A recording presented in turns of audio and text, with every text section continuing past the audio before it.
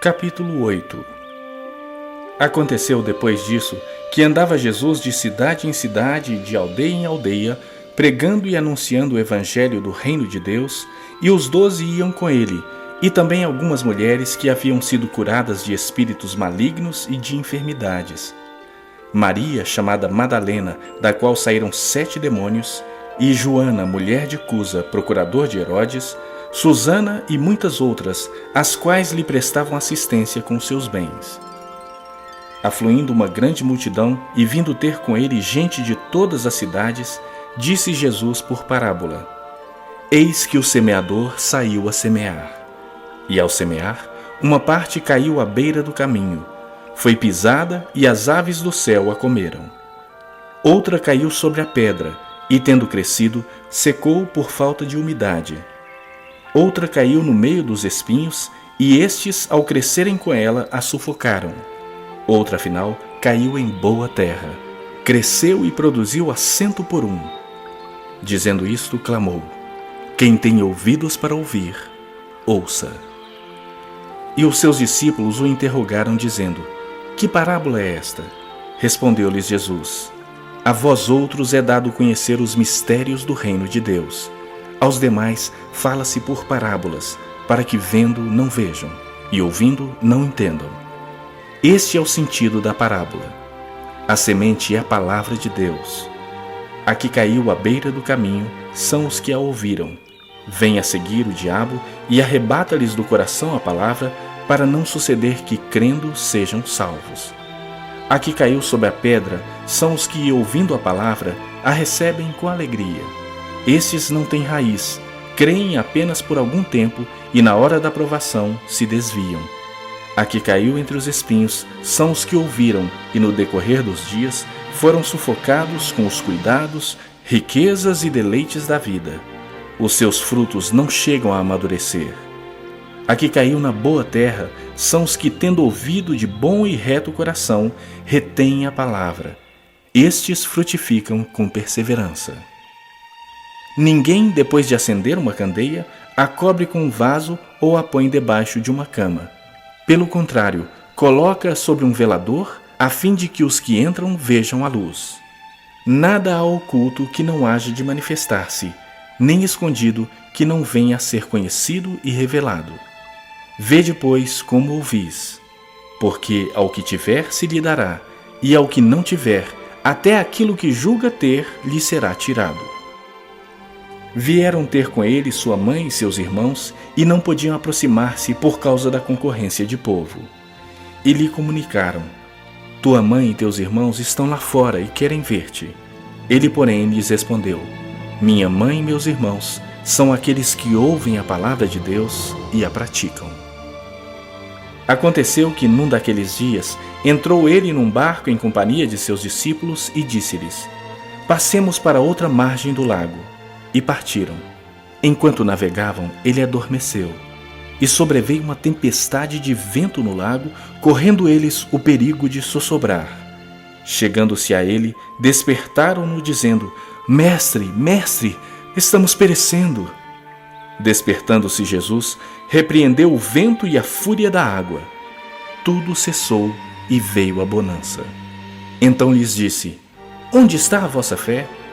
Eles, possuídos de temor e admiração, diziam uns aos outros: Quem é esse que até aos ventos e às ondas repreende e lhe obedecem?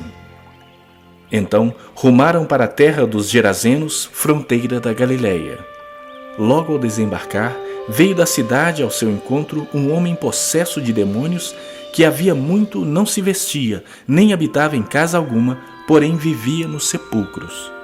E quando viu a Jesus, prostrou-se diante dele, exclamando e dizendo em alta voz: Que tenho eu contigo, Jesus, Filho do Deus Altíssimo?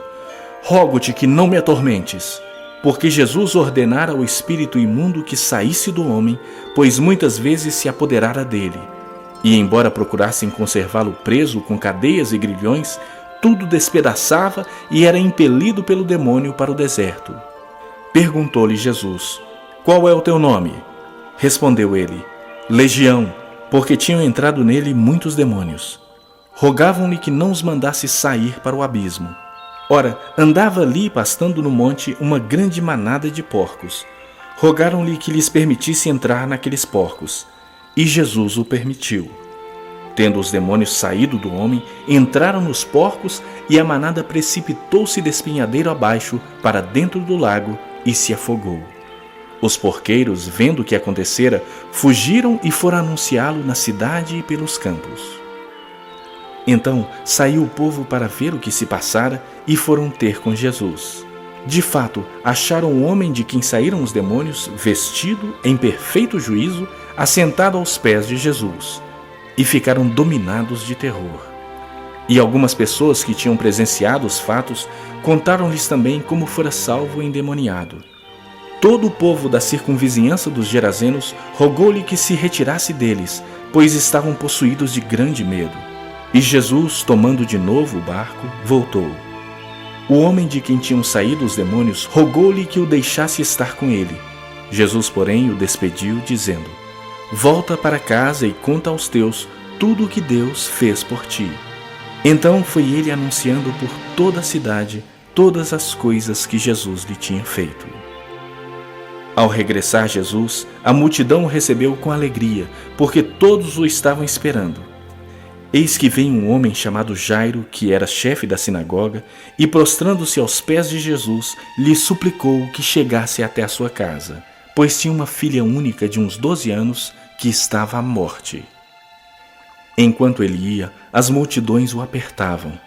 Certa mulher que havia 12 anos vinha sofrendo de uma hemorragia e a quem ninguém tinha podido curar, e que gastara com os médicos todos os seus haveres, veio por trás dele e lhe tocou na orla da veste, e logo se lhe estancou a hemorragia. Mas Jesus disse: Quem me tocou? Como todos negassem, Pedro com seus companheiros disse: Mestre, as multidões te apertam e te oprimem, e dizes: Quem me tocou? Contudo, Jesus insistiu: Alguém me tocou, porque senti que de mim saiu poder. Vendo a mulher que não podia ocultar-se, aproximou-se trêmula e, prostrando-se diante dele, declarou à vista de todo o povo a causa por que lhe havia tocado e como imediatamente fora curada. Então lhe disse: Filha, a tua fé te salvou. Vai-te em paz.